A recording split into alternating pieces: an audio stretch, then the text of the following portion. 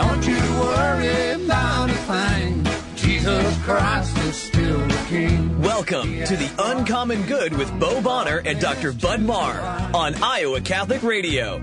Every Wednesday, diving deep in the truth of the Catholic Church and restoring all things in Christ. The Uncommon Good, live from the Mercy Live Up studio. The Uncommon Good is on the air. I'm Bo Bonner. I'm Bud Marr. We are coming to you live from America. I am coming to you live from the Mercy Live Up studios, 1150 AM, 88.5 FM, 94.5 FM, streaming live, iowacatholicradio.com. And thanks to Blessman Ministries and the People's Abstract Company, you can listen to us on the Iowa Catholic Radio app. Bud is coming to you live from the future, an hour ahead in Pittsburgh. Bud, what is the future like? It's cloudy and cool, but I do like that idea of coming to you from America. Yeah. And I know the Colbert Report has been taken off the air, like Stephen Colbert's moved on. Right. So maybe we can steal that, during the theme song, like an eagle flies at your television. You're like Jeb's ears pricked up because he's like, ooh, we can. He's like, I can dip into my eagle sound effects now. Yeah, I have an entire 4-hour CD of eagle effects. Yeah, I'm just guessing that's what soundboard guys are like. As always, brought to you. I'm sorry if that hurt everybody's feelings behind the glass. Yeah. Brought to you as always by Cartridge World, an industry leader delivering high-performance printing products that help you save time, money, and print great. Perfect for businesses, home offices, college students, or busy moms trying to find affordable printing supplies, including ink toner, paper, or printers. Business customers, pickup and delivery are available, and products are guaranteed or full replacement. 801 73rd Street in Windsor Heights, 515-564-7400, and online at cartridgeworld.com. Also, as always, brought to you by Mercy College of Health Sciences. Bud, we got our next Faith and Healing speaker coming up really soon. That's going to be November 9th. That's a Thursday at 6 p.m. An old buddy of ours, Dr. Abraham Nussbaum, talking about the basal option and the renewal of medicine.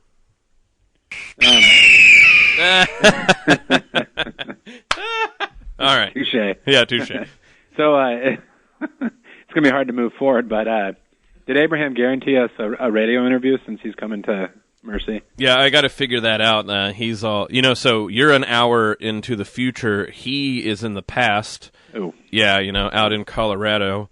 So, he's actually taking care of patients, So when we're like, come on, Abe, what's your problem? He's like, sorry, this person needs medical attention. We're like, priorities, Abe.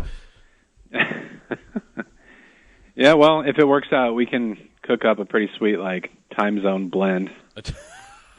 3 time zones, 1 show. Coming together. Yeah. Well, not to get too somber too quickly, but this week at Mercy College, you had a liturgy for parents who had lost children in infancy or while they were pregnant, right? Yeah, so the month of October is Pregnancy and Infant Loss Awareness Month. Okay. And we had a prayer service yesterday with really good turnout. So one of the things we tried to do, not only to be there for each other as a community that's small and tight-knit and knows everybody, but just given an opportunity to not only mourn but remember those children taken too soon.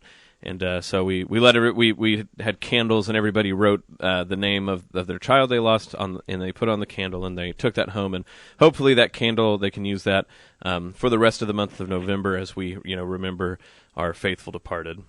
When I was teaching bioethics there and doing some campus ministry, sometimes when you talk about hot button life issues, students get frustrated because they're kind of like.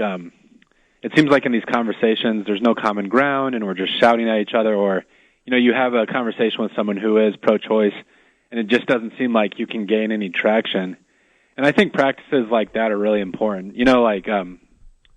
Christians have always buried the dead, and you and I talked about this with students, but burial, we don't often reflect on that, and we kind of take it for granted, like, oh yeah, when I die someone will bury me. But throughout different cultures and time periods, that hasn't always been the case, or there's been different practices. When you stop and you memorialize infants who are lost, and I could tell from my ministry there that for a lot of parents, that's like a really important grieving process. it witnesses, to what the church believes about life in a way that doesn't automatically move towards like the cable television shouting at each other matches. No, I agree, and it was quite a blessing to be able to, like I said, be a part of that, but then as a community, be small enough that we get to do those sort of things together. So, Bud, today we have a Uncommon Good All-Star back. Yeah. Dr. Matthew Umbarger, Assistant Professor of Theology at Newman University. I was texting him and said, "Hey, do you want to come back on the show? Would love to. What do you want to talk about?" And in a way that only theology nerds can, he's like, "Let's talk about the Dead Sea Scrolls and the apocalypticism." And I was like, "This is going to be great." And I know, folks, you might go, "What's all that?" But I guarantee you, it's going to be a very interesting show, and we'll stick with it. But I just wanted to add this. So, John Leonetti, but Yep. This morning, before I have the show, I always go onto his show and have a segment. And he's like, "Hey, what's your segment going to be?" And I told him all that, and he's like, "Oh, I guess we have to choose something else." For you and him to talk about? Yeah, he was not up for talking about the Dead Sea Scrolls. Well, maybe you could talk about like screens in church or praise and worship music. I'm not sure. Would the Essenes have used praise and worship music and pumpkin spice lattes? No, this will be good. We have the Catholic movie guy on periodically. I feel like Matthew's become the Catholic Bible guy. Although I think Steve Ray or somebody already has that title. Right. But it's always fascinating stuff. And I think I finally learned how to spell his last name. Umbarger. I know it's one of those names that I've just tried, like Gardner and all sorts. Well, it's not actually very difficult, but... No, I think what it is it's a German name, but like I think people always want it to be French, like Umbarger. Umbarger. Can we just have Smith or Jones? Yeah. Well, I think we can take time in the show to regale him for the last name he didn't choose, if you would like, Bud. I think that'd be a good use of resources. So the Dead Sea Scrolls sound interesting, but about your last name. There's actually an entire town named that in Kansas, so we can unlock the mysteries of the Umbarger Kansas Scrolls too. Well, folks, all that and more coming up soon. Stick around with the Uncommon Good with Bo Bonner and Dr. Bud Marr. We'll be back after these messages. Ladies, you are invited to our next Mosaic Luncheon on Thursday, November 9th at St. Pius Church in Urbandale. Join Marilyn Jerome as she takes you on her personal journey from the star to the cross, an inspirational story about her conversion from Judaism to Catholicism. So come, enjoy a free meal, and bring your friends to our last luncheon in our fall series. Doors open at 11:30 with the program running from 12 to 1. RSVP at iowacatholicradio.com and make your soul active in Christ. The Catholic solution to the healthcare problem is here. Paying too much for your healthcare costs? Solidarity Health Shares is a healthcare sharing ministry which provides an ethical way to fund healthcare costs while protecting and practicing our Catholic beliefs. Best yet, Solidarity Health Shares members are exempt from the fines and penalties in the Affordable Care Act. For more info, call 844-313-4999, again 844-313-4999, or visit solidarityhealthshare.org. That's solidarityhealthshare.org. Support for the Uncommon Good is provided by Cartridge World. Cartridge World is an industry leader delivering high-performance printing products that help you save time, money, and print great. Perfect for businesses, home offices, college students, or busy moms trying to find affordable printing supplies including ink, toner, paper, or printers. For business customers, pickup and delivery are available. Products are guaranteed or full replacement. Cartridge World, your low-cost, environmentally friendly printing experts, 801 73rd Street in Windsor Heights, 515-564-7400, and online at cartridgeworld.com. Are you a saint? Well, maybe not yet. But you could be. Join Scott Froyen, author of the book titled Saint Me, for the next Man Up event. The event will be held at Sacred Heart Parish, located at 1601 Grand Avenue in West Des Moines, on November 6th, starting with the Rosary at 5:10 p.m. There will be a Mass following the Rosary with a social after that. Food and drinks will be provided. The discussion begins at 6:45, so join Scott as he promises to let you know if you are on the path to becoming the saint you are meant to be. Go to iowacatholicradio.com for more details and register for the event. It's time to man up.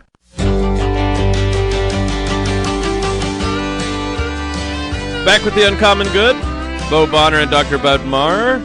Today, we have on our show an Uncommon Good All-Star, Dr. Matthew Umbarger, Assistant Professor of Theology at Newman University in Wichita, Kansas. Matthew, how are you doing today? Oh, I'm doing wonderful. It's good to be with you guys again. I know. We're very glad to have you back. We're setting up for folks that you wanted to talk about the Dead Sea Scrolls, apocalypticism, how this all goes, plays into the common good. With all that said, though, we really need to set the table. I'm sure not everybody, for fun, reads the Dead Sea Scrolls or know what they are. So I didn't. Oh, why not? Yeah. So for the first question, if you don't mind, can you set what do we mean by the Qumran community, the Essenes, the Dead Sea Scrolls? Let's set that up, and then we can dive into the explorations you've been recently doing in your work over at Newman. Okay. I've just been doing some research on for fun mostly, and I'm not like a Dead Sea Scrolls researcher. My expertise is elsewhere, but it's stuff I have to work with in my field. So when you read Josephus, Pliny, some of these other ancient authors, Philo, Judaeus, they mention this group called the Essenes. And for a long time, we didn't know much about them except what we had in Josephus and Philo especially, and which wasn't very much.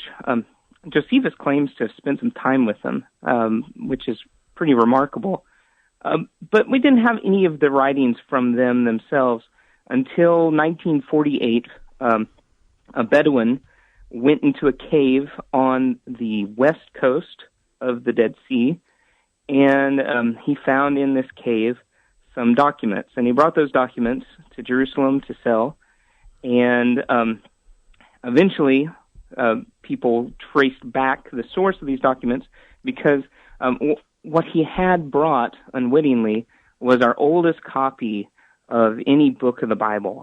It was probably the Isaiah scroll, which came from these Dead Sea Scrolls, and that started a phenomenon of everyone wanted to know where it came from, wanted to find out its origin, and eventually the archaeologists did locate the source of these manuscripts that were being sold basically on the black market in Jerusalem, and they uncovered a treasure trove of biblical scrolls, but I think those have been really good for biblical studies, but I think maybe more important for just understanding the times of Jesus were all these non-biblical scrolls, what are called sectarian scrolls, that describe the life of the community living in this place that we now call Khirbet Qumran. It means the ruins of Qumran, which is this little village or community, monastery, what have you, on the west coast of the Dead Sea. And what we find when we read these documents is that a lot of the language, the theological concepts that we're familiar with from the New Testament had some precedent in these Dead Sea Scrolls.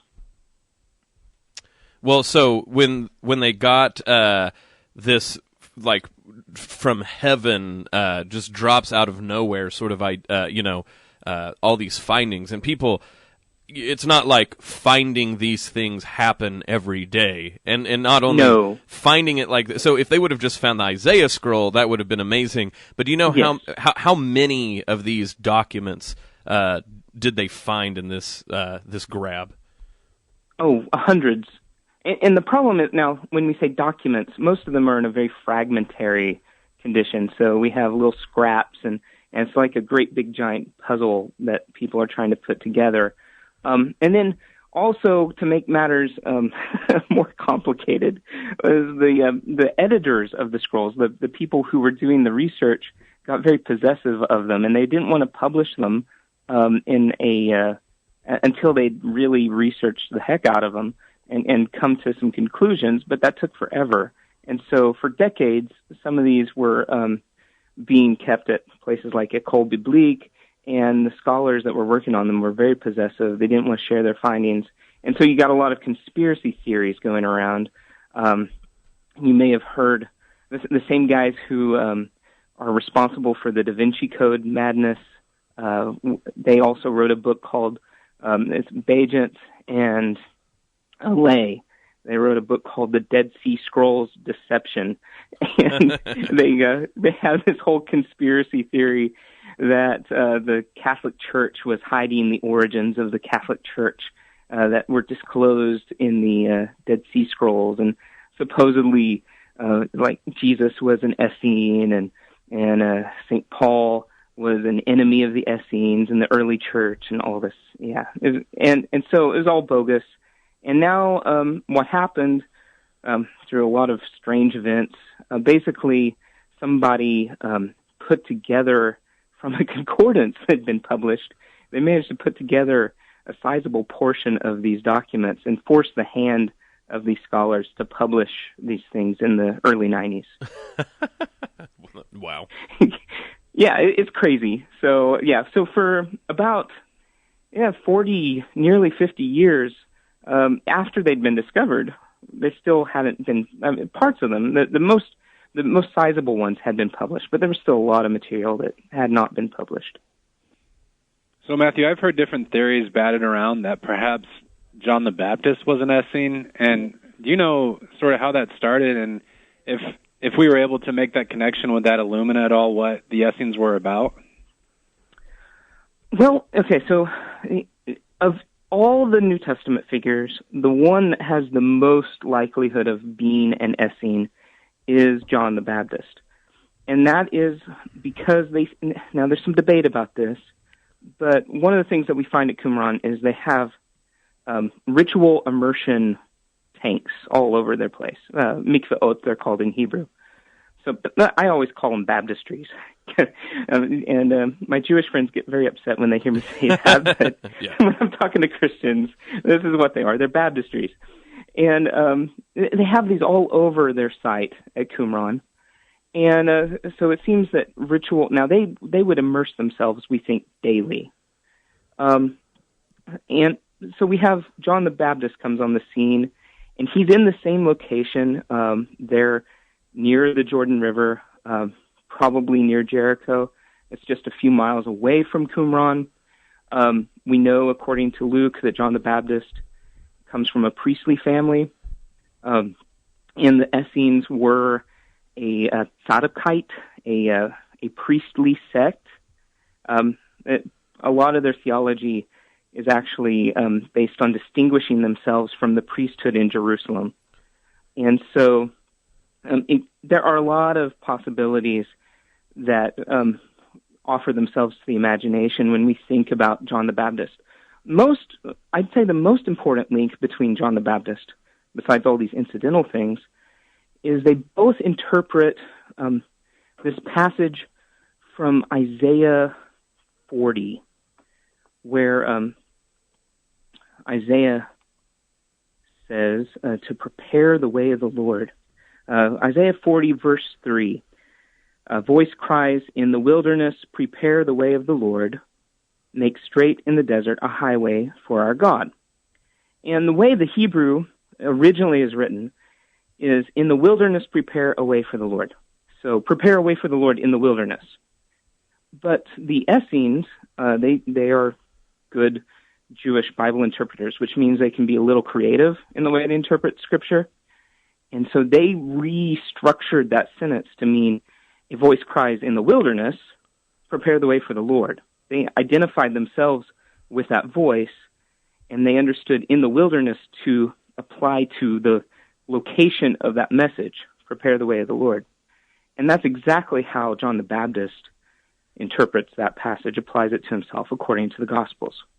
This is The Uncommon Good with Bo Bonner and Dr. Bud Marr. We're speaking with Dr. Matthew Umbarger, frequent guest on the show, assistant professor of theology at Newman University in Wichita, Kansas. So, Matthew, sort of piggybacking off of that about John the Baptist and sort of giving a wider understanding about the thought processes that were going, at least at one prominent sect at the time of Jesus in the first century in Palestine. Mm-hmm. I know that one of the things, and you kind of hear about this if you're involved in these studies at all, about the apocalyptic nature of the Essene community, that apocalypticism was big in the first century. But it's one of those words that's such a big tent word that sometimes it can mean all sorts of different things to all sorts of different people. I would think that a lot of people get the impression that it means crazy, heavy metal video type visions of the future, and then also strangely, zombies. Yeah, it's zombies, but also somehow very like personal. Like there's a very individual way that there's like some individual voice, being on, Nicodemus on us and figuring out what's going on. You and I were talking about this, that actually one of the very interesting things, if you talk about anybody who's has an apocalyptic worldview, whether that be John the Baptist, the Essenes, the Book of Revelations, that there's really a sort of communal nature to all of this that people really seem to skip over because they kind of get trapped in the image, the forest imagery instead of the trees. Oh yeah, yeah. I think maybe first of all, just to what do we mean by apocalyptic? And I think we mean two things. So first of all, there's a whole body of literature that was produced by people like the Essenes. They loved apocalyptic literature. In fact, there's a debate about this, they may have written the most extensive body of apocalyptic literature. If they didn't, they certainly published the most of it. So books like First Enoch, a lot of extra-biblical apocalypses. We only have two apocalypses in our Bible, Daniel and Revelation, two full-blown apocalypses. But were a lot more, and we find these all over the Dead Sea Scrolls. And so we're talking about a particular genre of literature where this figure is given kind of a heaven's eye view of what's happening in history. And the idea is that things are so rotten down here, that things have gotten to such a crisis level that the only person who can possibly solve it is God. And so that gives us the other kind of apocalyptic sense, that it's not just literature, it's also a worldview. And with the Essenes, we certainly have an apocalyptic worldview. They thought that they, as a community, so that's kind of what you're hinting at, is that it's not an individual thing, but as a community, they are preparing themselves for this final conflagration between the forces of good and the forces of evil. And, obviously they think they're in the forces of good. One place we see this, they wrote one of the scrolls that was published early on by Yigai el-Yadin, was the War Scroll. It's a fascinating, perplexing document, and it starts off like this. It's kind of like a big battle plan. It says, the first attack, it just jumps right into it after it gives the title of the book, The Rule of the War. The first attack by the sons of light will be launched against the lot of the sons of darkness, against the army of Belial, against the band of Edom and of Moab, and of the sons of Ammon, and of Philistia, and against the bands of the Kittim, that's the Romans of Ashur, who are being helped by the violators of the covenant. That would be the Jews who are not Essenes. They consider them to be violators of the covenant. So it's kind of like Essenes against the world. Right. They're the sons of light. Everyone else are the sons of darkness. And this is it's not a metaphor, I don't think. As you read the rest of that document, they have like even very detailed plans, strategies of how they're going to march out in battle, who goes first, who attacks first, down to what is going to be inscribed on the trumpets that are going to be blown to call them into battle, what's going to be inscribed on their shields and on their swords. And they really, I believe, that they actually thought this is something that was going to happen. They're preparing themselves for the time when... Now, they believe in two messiahs. They believe there would be an anointed one from the line of David and anointed one from the line of Aaron, and that these two messiahs would come and take them out into battle. James Charlesworth actually believes that when the Romans destroyed Qumran around 70 AD, that they probably took this document out into battle with them. Wow, that's pretty intense. Yeah, sorry for not being able to immediately respond. I was like, wow, that's crazy. I was sort of thinking how that would work out in modern times, but Matthew, if I could, I could drag some skeletons out from my own closet. I did this with my students sometimes, and it would freak them out. But when you're talking about all this, it takes me back honestly to my childhood, and I was raised in a tradition that viewed itself as thinking in very apocalyptic terms.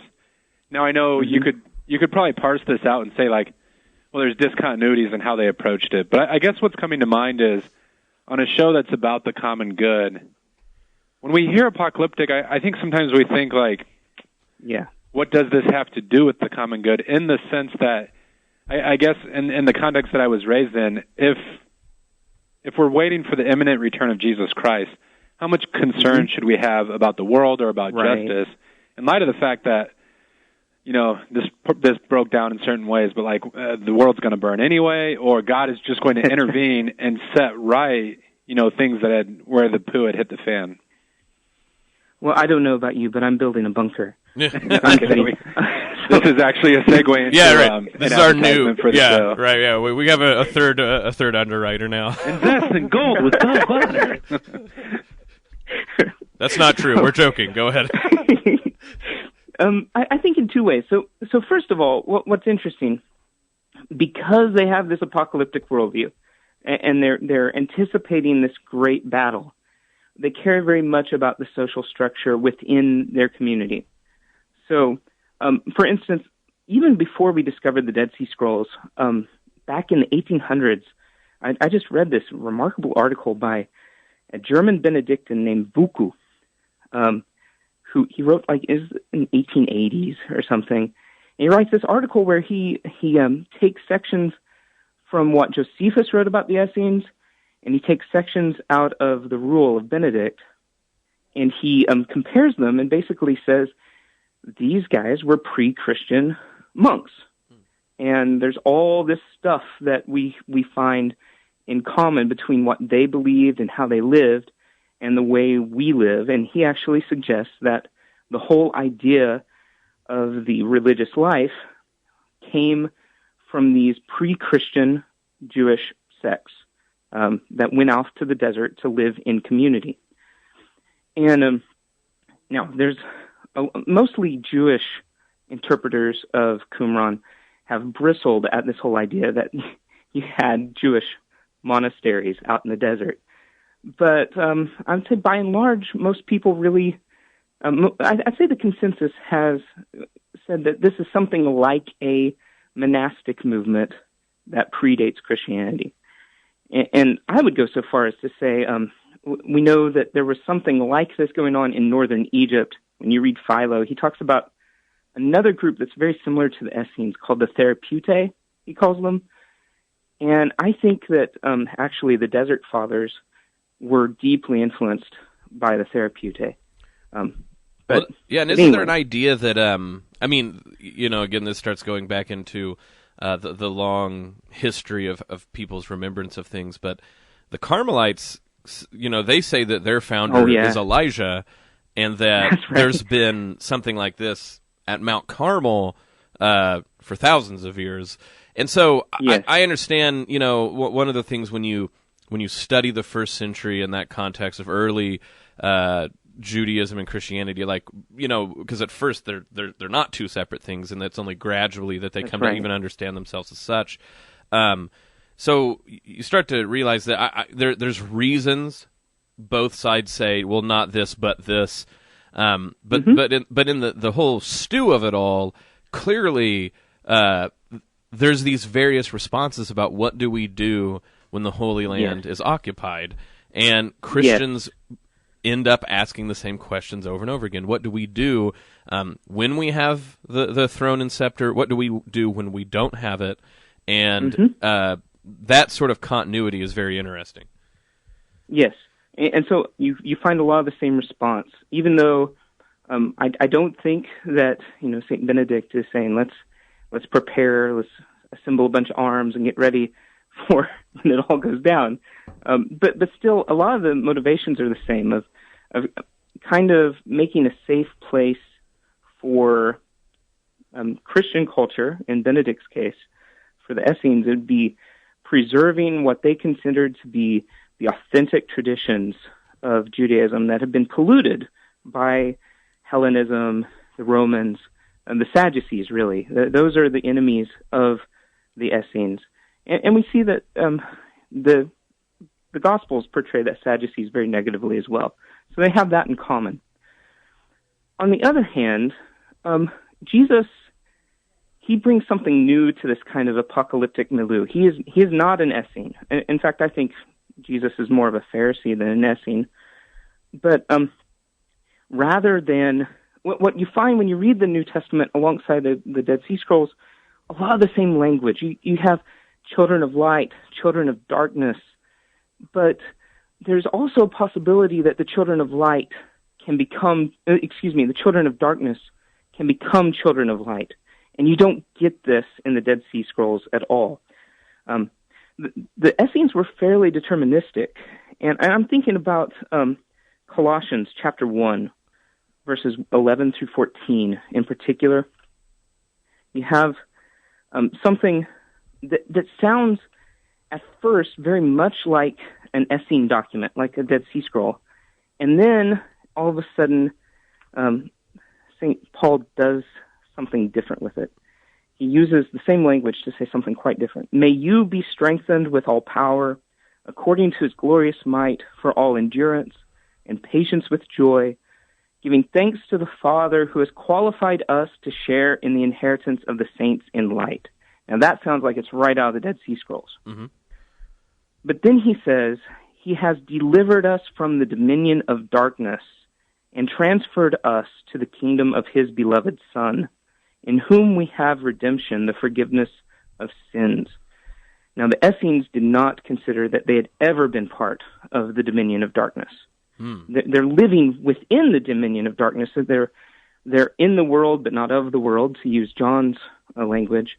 But this whole idea that I used to be a son of darkness and I've been transferred into this new kingdom, that's just not in the Dead Sea Scrolls at all. And I think that there are a lot of things like this that show that for Christians, we're not completely turned in and of ourselves. Christianity doesn't go bunker apocalyptic like the Essenes do. I think there is a little bit of bunker apocalypticism in the Dead Sea Scrolls. Right, our apocalypticism is more like ranch house or, gas station apocalypticism. Matthew, to interrupt real quick, we're at the half hour mark, so we're going to take a break. Can you join us after the break and talk more about this fascinating subject? Absolutely. Okay, well, folks, this is The Uncommon Good with Bo Bonner and Dr. Bud Marr, speaking with Dr. Matthew Umbarger, Assistant Professor of Theology at Newman University in Wichita, Kansas. We'll be back after these messages. Stick around.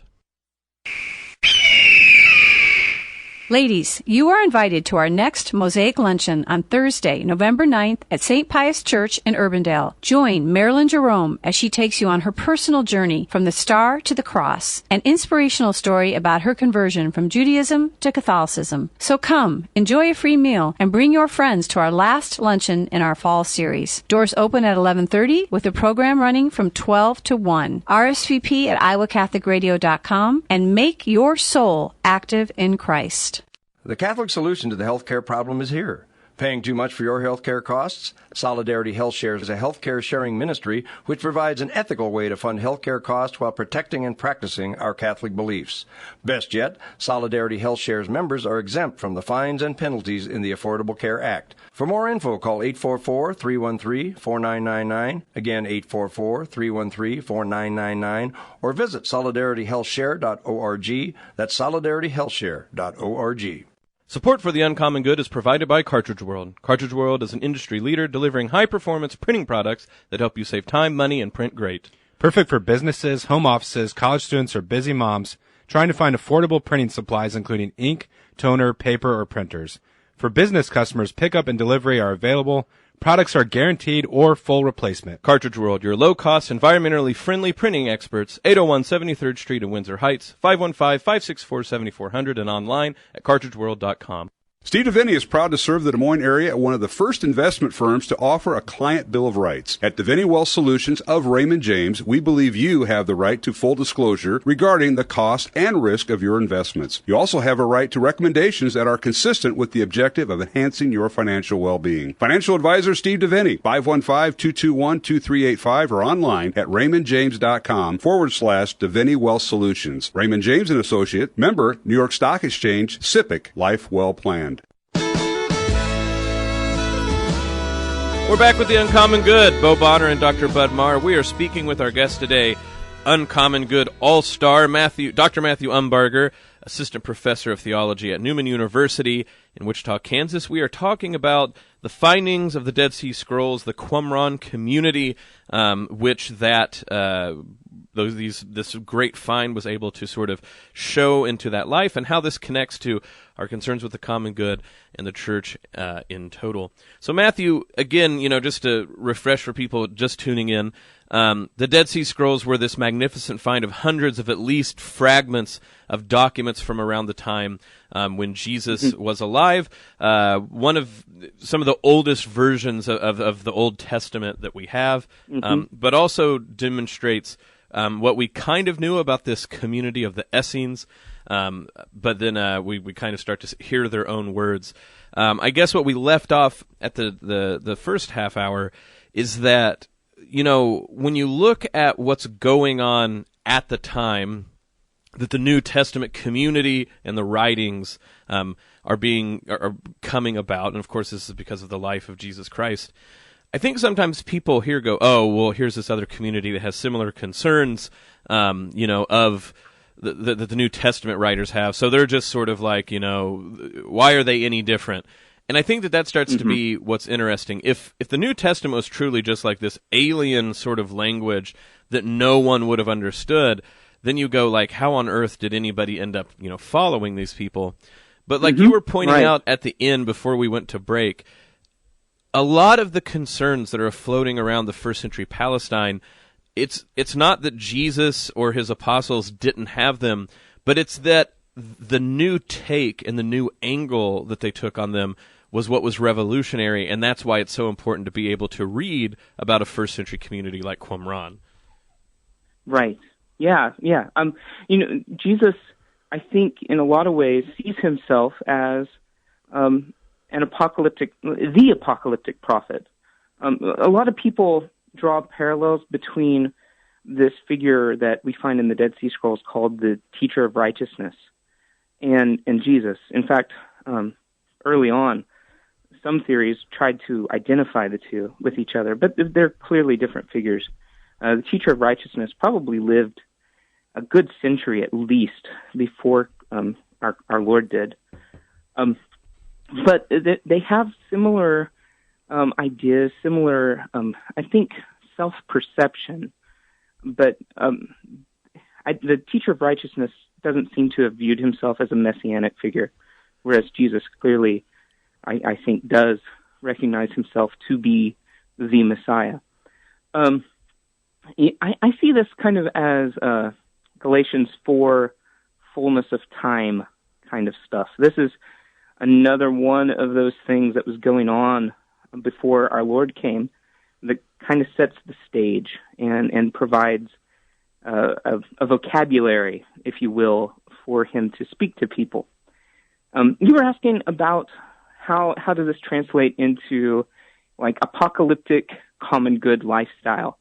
And one of the things that we see with the Essenes, which is very similar to the Benedictines again, is that they shared all of their goods in common.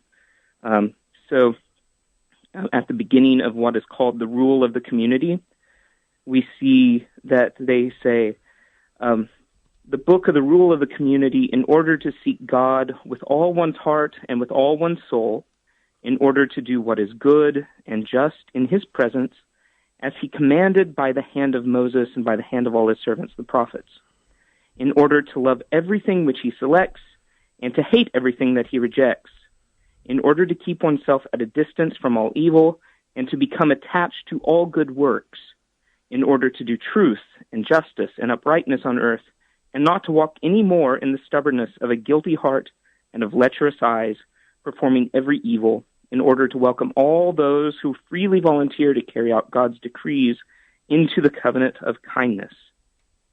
And then we get into this concept of being united. They call themselves the Yachad, or the best translation would be the unity, or the unit. They really view themselves as a corporate body. They're no longer just individuals, but they're parts of a greater community. So it says, for instance, part of the purpose of this rule of the community is in order to love all the sons of light, each one according to his lot in God's plan, and to detest all the sons of darkness, each one in accordance with his guilt in God's vindication. All those who submit freely to his truth will convey all their knowledge, their energies, and their riches to the community of God in order to refine their knowledge in the truth of God's decrees, and marshal their energies in accordance with his perfect paths and all their riches in accordance with his just counsel. So this idea that it's really, I think, it anticipates in some way the New Testament concept of koinonia, of sharing all things in common, that I can no longer say, this is mine, and you have no claim on it, but as a child of the kingdom, of this, as a part of this community of Christ, that we all share in some way. We there is such a thing as private property, of course, but we hold on to that property loosely because we're part of a greater community. Matthew, that's really helpful. And when you were reading some of those passages, it came to mind for me that, we talk as Christians that this world is not our home, and yet it's so easy to get very comfortable in this world. And I feel like apocalyptic literature is a way that can kind of like shake us awake. Oh, yeah. Last night, we had our home blessed here in Pittsburgh, and my second oldest daughter, when it was finished, she said, well, what does it mean to bless your home? And I said, well, this place is holy now. And she said, what does it mean for something to be holy? And I said, set apart for God. But I guess as I was talking with her, what it's eventually driving at is the fact that God has a claim on this place actually makes what we do here more significant. And we begin to look at the world through the lens of the fact that we've strayed from God's will, but also that God intends to set things right at some point in a very dramatic fashion. Wouldn't you say that apocalyptic literature kind of gives us a new, like a lens through which to view the world, like through God's eyes? Yeah, as you were saying that, I was thinking, there's kind of an irony that the more we recognize that everything that we live in and deal with from day to day has a temporal aspect, the more significance it has, right?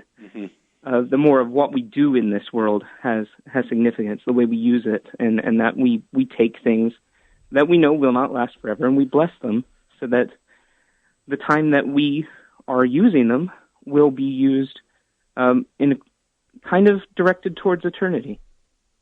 This is The Uncommon Good with Bo Bonner and Dr. Bud Marr. We're speaking with Dr. Matthew Umbarger, Assistant Professor of Theology at Newman University in Wichita, Kansas, speaking about the Qumran community, the Dead Sea Scrolls, but really about how what is going on in the first century Palestine still has ramifications for how we understand things today. Matthew, I think one of the ways that I've thrown this out to people, and I'm probably overstating it, is when people ask about apocalyptic and the apocalypse, because another name for the book of Revelations is the apocalypse, right? So apocalypse means to reveal. But I know there's a theologian I've stole this from, and I can't remember. So sorry, theologian, I can't remember. But the implication is not like reveal, like, oh, hey, look at this new thing I bought at Target.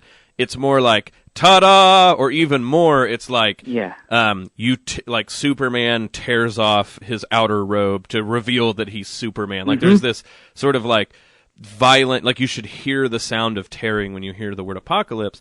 And I go, absolutely. For this idea, it's not that it replaces prophecy, but it's sort of like you were talking about the fullness of time.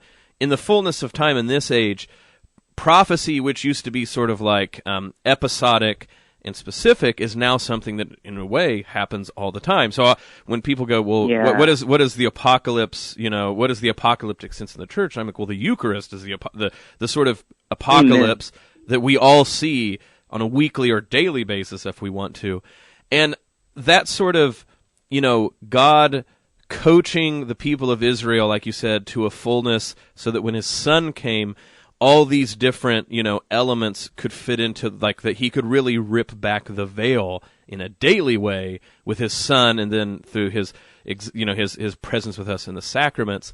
I know this is the Regensburg address of Pope Benedict XVI that I'm basically plagiarizing now, but I get that that's what you're saying is, with the Dead Sea Scrolls, we saw the sort of pregnant way in which these thoughts were swirling around different aspects of the Jewish community, but not necessarily brought all together. Absolutely. So they believed that the angels were in their presence. They have this very keen sense that citizens of heaven are with them, and that's part of the reason. Part of the reason women weren't allowed in their community, because they said it would offend the angels, which is a horrible sexist remark that I don't. But the idea is that they had to live differently than the rest of the world because they were living almost on the edge of heaven already out there. That the temple sacrifices were so corrupted and polluted that they were going out. And they actually called themselves a temple. They considered their community to be a temple of stones of flesh. They considered that their simple meals of bread and wine that they did kind of in anticipation of the Messianic banquet to come. They actually call those. They seem to think that these meals were sacrifices that were being offered in the midst of the angels, to atone for the sins of the rest of Israel, especially for what they considered to be a corrupt version of the sacrifices in Jerusalem. Yeah, go ahead, Bud. Bo, sorry. No, Bud, go. Okay, Bo, I like how you brought it back to the Mass, the sacrifice of the Eucharist. Yeah. There's the language is all embedded there. But maybe this kind of familiarity sometimes can cause us to overlook it. But that we pray that God's angel would take, the host before the throne of God in heaven. That we join our voices with the angels in the Sanctus. And I don't know. I guess each epoch has its kind of like its need for revival or reform. And I feel like in our own day and age that more Christians could use this sort of apocalyptic sense to feel a little less home in the world and a little more prepared or ready for the Lord to intervene in these ways. Yeah, living on the edge of heaven. Well, and Matthew, have you now or ever agreed with the Essenes that angels are offended by women? No, I'm kidding. That is to put you on the spot. Yeah, no, I'm kidding. That's crazy though. I didn't make that connection. Like, so they. That's their take on angelology, is that angels are not. Well, sorry. I know a lot of ink has been spilled on the question of head coverings in the New Testament. Yeah, and St. Paul takes it back to, something to do with the presence of angels at worship. That's right. And so quite possibly that the Essenes and St. Paul, who was not an Essene at all, he was a Pharisee. Yeah. Which they call the speaker of smooth things. They hated the Pharisees. Oh, wow. They acted like they were sophists. Yes, wow. I think that's a good way of putting it, yeah. That's interesting. Sorry, go ahead. But it shows that they did have this idea that because there are angels around, you have to behave in a certain way, and that includes like our interactions with people of the opposite sex. I think that's really what it's not so much that the women themselves are so distasteful to angels, but that when there are women around and you have guys around, there's always a possibility for sins against chastity, and I think that's really what it is. There's also stuff with like blood and purity laws and things that has to do with it as well. Yeah, and I think that one of the interesting things to say about that that's hard for us to hear, because I understand about how reading it from a 2017 lens, this just sounds like them, like you said, being anti-woman. But there's a part of it that within the Old Testament up to that time, there's an idea about the sheer goodness, right, of like opening the womb and like having a child of the Lord. Yes. And if you have all these talks about the children of light and the children of darkness, and that this is like the apocalyptic moment, that imminently the world might end, for a Jewish person, that starts to have like a whole greater weight. When you get like later Gnostics who think that like the spirit is good and everything bodily is bad, I mean, I think they come out as straight anti-woman for a lot of reasons. Yes. But go ahead. I will say, I think the pastoral epistles, the heresy that everyone argues about, what is St. Paul, that's one of the reasons some people think that he couldn't have written them, is because he's militating against Gnosticism. I think it's actually Essenism, or something very similar to it. So there are some parallels between Essenism and Gnosticism, and that comes out in some of this stuff. I will say as well, we're convinced that that there was a kind of third order Essene that could be married and have a family, but they certainly did kind of look at them as like lesser Essenes. Yeah, and I think that that's important to sort of realize that a lot of these open questions start to be debates. And one of the things that I love about being able to bring up the Qumran scrolls is there's a way where you read Paul's letters, Jesus' arguments with the different groups in the New Testament, and you're kind of like, oh, well, these people all decided to harp on things, because you'll get people like, well, why didn't Jesus talk about blank if it was so important? And that's many things. But what you start to realize when you read things like the Qumran community, or if you get a chance to read other, rabbis or the Pharisees that preceded them, you start to realize that this was all happening, that God became man in a moment where there were all these live, very pressing debates. And so when you start to see that, I think it only illuminates the sort of, beautiful way in which Jesus Christ himself, obviously, but then Paul, Peter, the letters, the epistles of the New Testament, weave what God is doing in their midst alongside these long-standing arguments everybody else was having. Yeah, they participate in it. Well, Matthew, I was going to say, we're getting ready to close up, so I didn't know if you had any one last thing you wanted to bring up, or maybe like if people wanted to dip their toe in the Qumran readings, where they could go, or something like this. There are 3 or 4 collections of the Dead Sea Scrolls that have been published.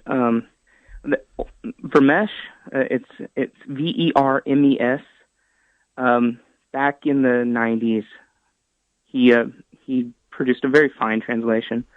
I think it's called the Dead Sea Scrolls in English. So these are out there. You can find them at the library.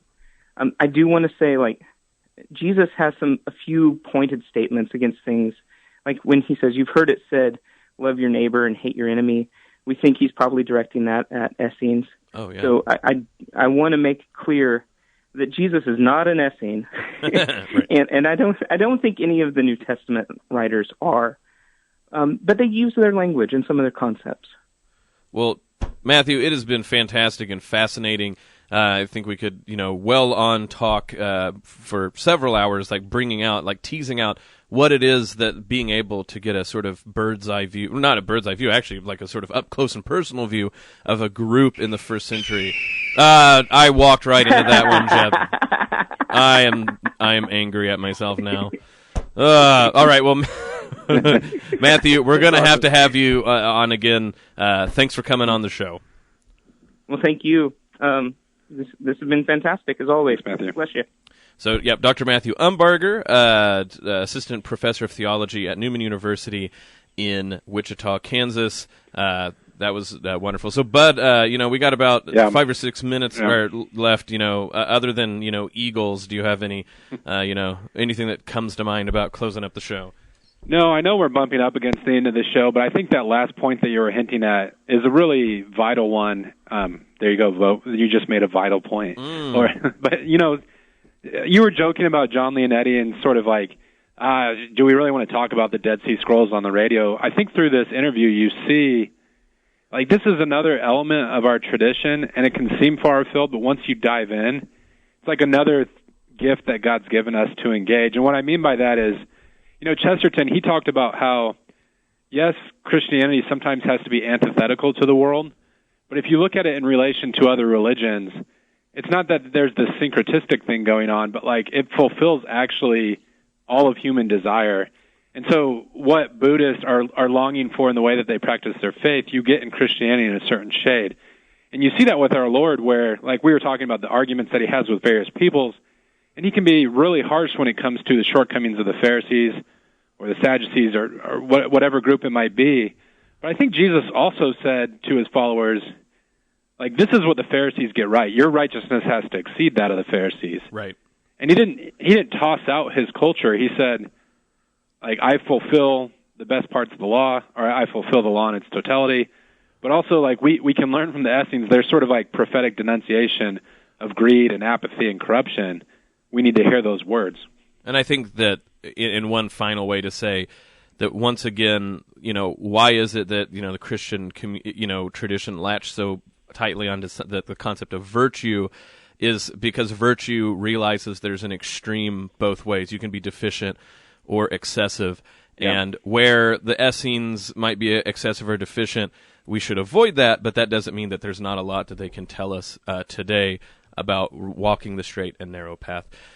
So, as always, folks, you are a part of our show. You're a part of our community, and so if you find it in your heart, we would always love to take your donations, not because we're a nonprofit, but also because that means that you can be a part of our ministry. We have great things going on, the Rosary every day at 9:30, at 5 in the morning, Bible in a Year. So much going on, and we appreciate any help that you give. So we also always have the feedback through various forms, whether on the app or the website. So to our listeners this week, let us know what you think of eagle sound effects. If this helped you to perk up this morning, then we will. Jeb's got more where that came from. That's right. We can start dropping it every 3 minutes. But if it was, causing you to spill your coffee, we can tone it down. We're here for you. This has been The Uncommon Good. May Jesus Christ, the Prince of Peace, reign in our hearts, in our families, in our cities, in our state, nation, the entire world. This is The Uncommon Good with Bo Bonner and Dr. Bud Marr. We will be back next week. Thank you, and God bless.